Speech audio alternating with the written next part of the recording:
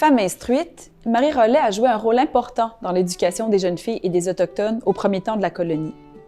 Avant l'installation des premières écoles par les Jésuites et par les Ursulines en 1635 et en 1639, Marie Rollet accueillit chez elle quantité de jeunes filles et d'Autochtones à qui elle enseigna le catéchisme, la lecture et l'écriture.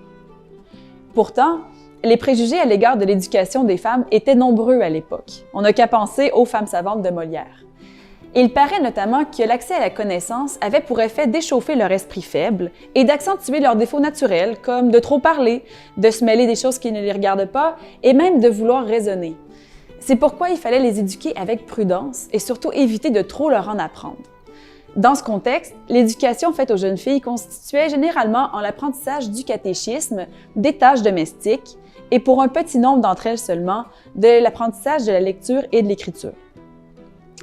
L'éducation dispensée aux Autochtones, quant à elle, ne peut s'envisager en dehors d'une perspective d'évangélisation et de civilisation des mœurs. C'est pourquoi les jeunes Autochtones qui allaient s'éduquer auprès de Marie Rollet et de sa famille ne se contentaient pas de fréquenter sporadiquement la maison.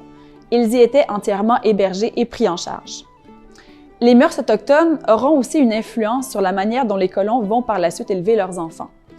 En effet, l'affection que les Autochtones portaient envers leurs propres enfants, refusant de s'en séparer ou même de les battre, va convaincre les colons des vertus pédagogiques de la douceur.